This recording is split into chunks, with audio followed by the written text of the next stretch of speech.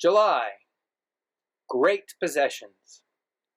120 acres, according to the county clerk, is the extent of my worldly domain. But the county clerk is a sleepy fellow who never looks at his record books before 9 o'clock. What they would show at daybreak is the question here at issue. Books or no books, it is a fact, patent both to my dog and myself, that at daybreak I am the sole owner of all the acres I can walk over. It is not only boundaries that disappear, but also the thought of being bounded. Expanses unknown to deed or map are known to every dawn and solitude, supposed no longer to exist in my county, extends on every hand as far as the dew can reach. Like other great landowners, I have tenants. They are negligent about rents, but very punctilious about tenures. Indeed, at daybreak, from April to July, they proclaim their boundaries to each other, and so acknowledge, at least by inference, their fiefdom to me. This daily ceremony, contrary to what you might suppose, begins with the utmost decorum.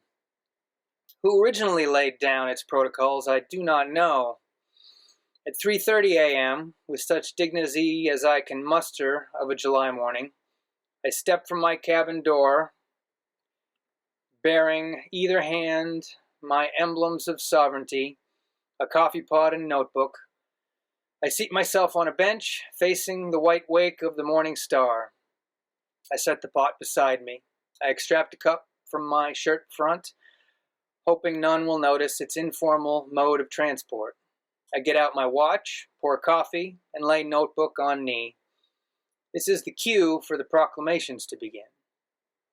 At 3:35, the nearest field sparrow avows, in a clear tenor chant, that he holds the jack pine copse north to the riverbank and south to the old wagon track. One by one, all the other field sparrows within earshot recite their respective holdings.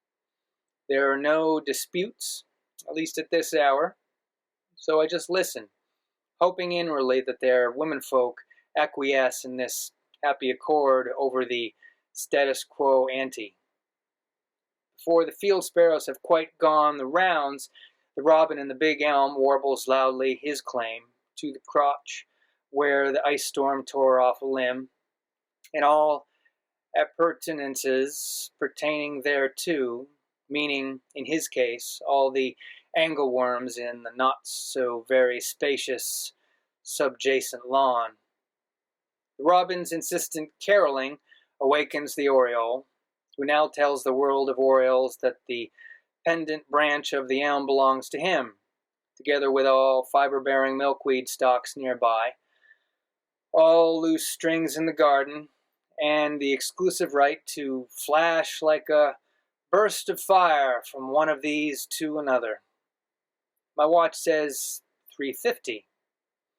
The indigo bunting on the hill asserts title to the dead oak limb left by the 1936 drought, and to divers nearby, bugs and bushes.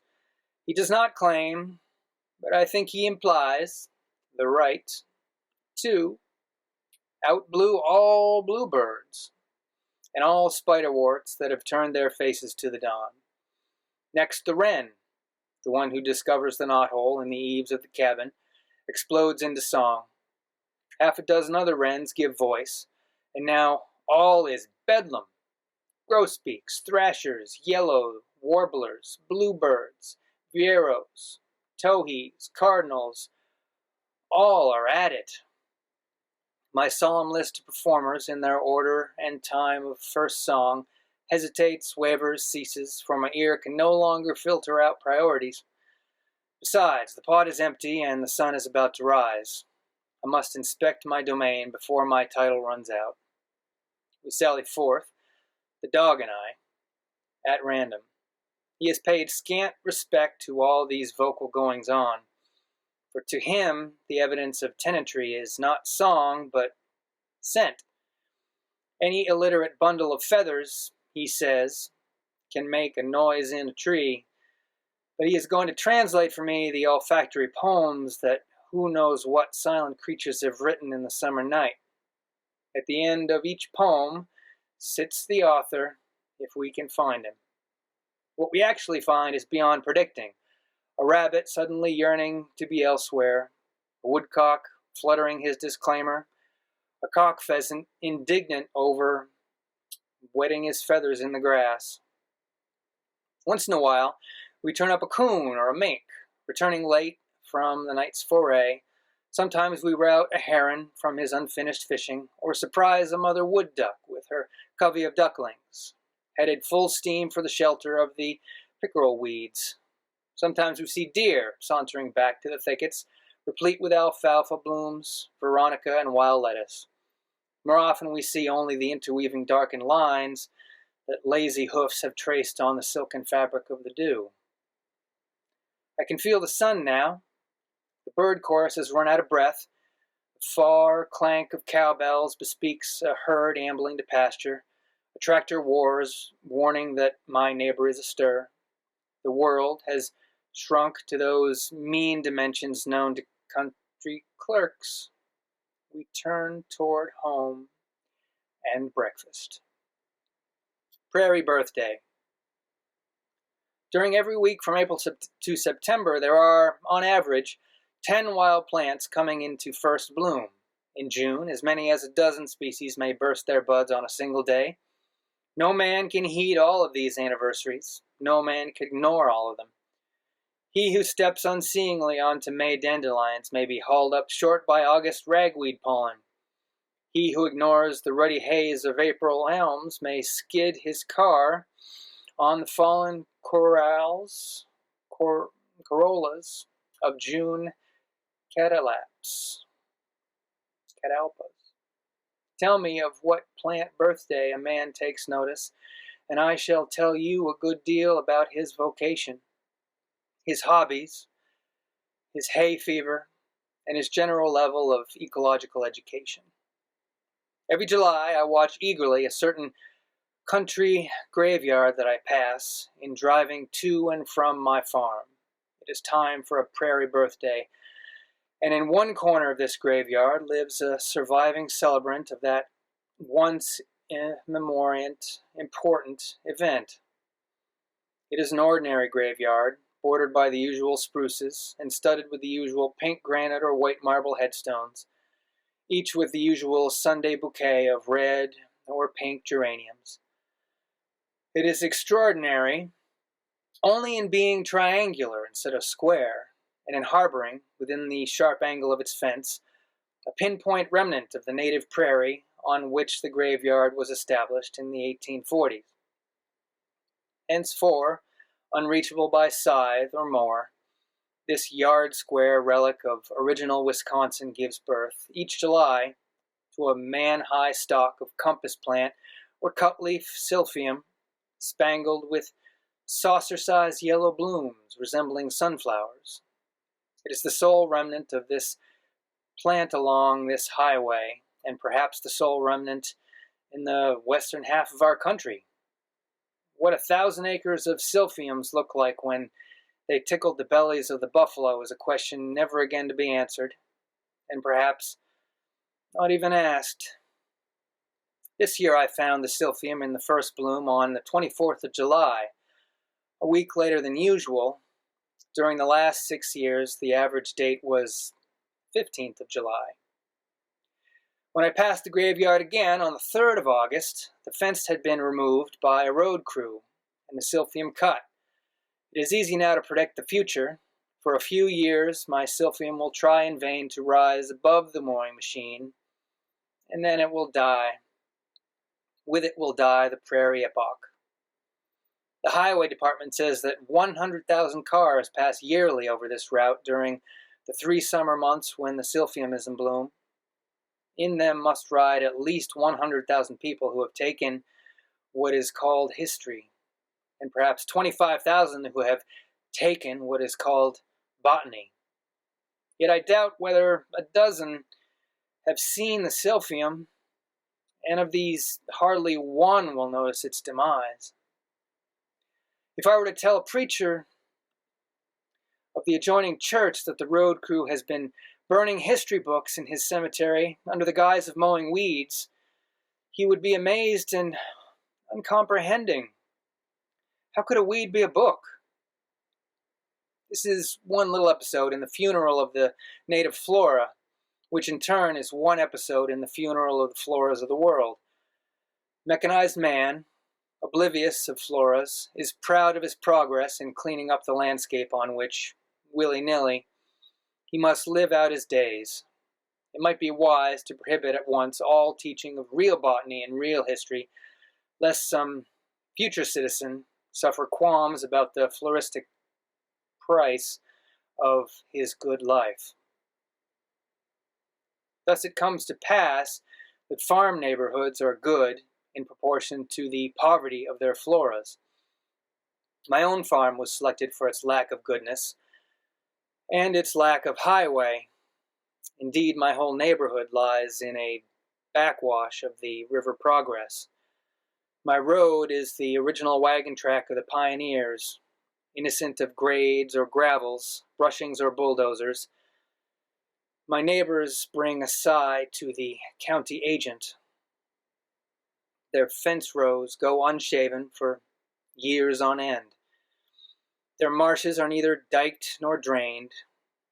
As between going fishing and going forward, they are prone to prefer fishing. Thus, on week's end, my floristic standard of living is that of the backwoods, while on weekdays, I subsist as best I can on the flora of the university farms, the university campus, and the adjoining suburbs. For a decade I have kept, for pastime, a record of the wild plant species in first bloom on these two diverse areas. Species first, blooming in April, May, June, July, August, September. Total visual diet. Suburbs and campus, 14, 29, 43, 25, 9, 0. Total 120. Backward farm, 26, 59, 70, 56, 14, 1. Total 226. Or read horizontally. Species first blooming in April. Suburb and campus, 14. Backward farm, 26. May, 29, 59. June, 43, 70. July, 25, 56. August, 9, 14. September, 0, 1. Total visual diet, suburbs and campus, 120. Backward farm, 226. It is apparent that the backward farmer's eye is nearly twice as well fed as the eye of the university student or businessman. Of course, neither sees his flora as yet, so we are confronted by the two alternatives already mentioned. Either ensure the continued blindness of the populace, or examine the question whether we cannot have both progress and plants. The shrinkage in the flora is due to a combination of clean farming, woodlot grazing, and good roads. Each of these necessary changes, of course, requires a larger reduction in the acreage available for wild plants, but none of them requires or benefits by the erasure of species from whole farms, townships, or counties. There are idle spots on every farm, and every highway is bordered by an idle strip as long as it is. Keep cow, plow, and mower out of these idle spots, and the full native flora, plus dozens of interesting stowaways from foreign parts, could be part of the normal environment of every citizen. The outstanding conservator of his prairie flora, ironically enough, knows little and cares less about such frivolities. It is the railroad with its fenced right-of-way. Many of these railroad fences were erected before the prairie had been plowed. Within these linear reservations, oblivious of cinders, soot, and annual cleanup fires, the prairie flora still splashes its calendar of colors, from pink shooting star in May to blue aster in October. I have long wished to confront some hard-boiled railway president with the physical evidence of his soft-heartedness. I have not done so because I haven't met one. The railroads, of course, use flamethrowers and chemical sprays to clear the track of weeds, but the cost of such necessary clearance is still too high to extend it much beyond the actual rails. Perhaps further improvements are in the offing. The erasure of a human subspecies is largely painless to us if we know little enough about it. A dead Chinaman is of little import to us, whose awareness of things Chinese is bounded by the occasional dish of chow mein. We grieve only for what we know. The erasure of silphium from western Dane County is no cause for grief if one knows it only as a name in a botany book. Silphium first became a personality to me when I tried to dig up one to move to my farm. It was like digging an oak sapling. After half an hour of hot, grimy labor, the root was still enlarging, like a great vertical sweet potato. As far as I know, the silphium root went clear through to bedrock. I got no silphium, but I learned by what elaborate underground stratagems it contrives to weather the prairie droughts. I next planted silphium seeds, which are large, meaty, and taste like sunflower seeds. They came up promptly, but after 5 years of waiting, the seedlings are still juvenile and have not yet borne a flower stalk. Perhaps it takes a decade for a silphium to reach flowering age. How old, then, was my pet plant in the cemetery? It may have been older than the oldest tombstone, which is dated 1850. Perhaps it watched the fugitive Blackhawk retreat from the Madison Lakes to the Wisconsin River. It stood on the route of that famous march. Certainly it saw the successive funerals of the local pioneers as they retired, but one by one to their repose beneath the blue stem. I once saw a power shovel, while digging a roadside ditch, sever the sweet potato root of a silphium plant. The root soon sprouted new leaves, and eventually it again produced a flower stalk. This explains why this plant, which never invades new ground, is nevertheless sometimes seen on recently graded roadsides. Once established, it apparently withstands almost any kind of mutilation except continued grazing, mowing, or plowing. Why does silphium disappear from grazed areas? I once saw a farmer turn his cows into a virgin prairie meadow previously used only sporadically for mowing wild hay. The cows cropped the silphium to the ground before any other plant was visibly eaten at all. One can imagine that the buffalo once had the same preference for silphium, but he brooked no fences to confine his nibblings all summer long to one meadow.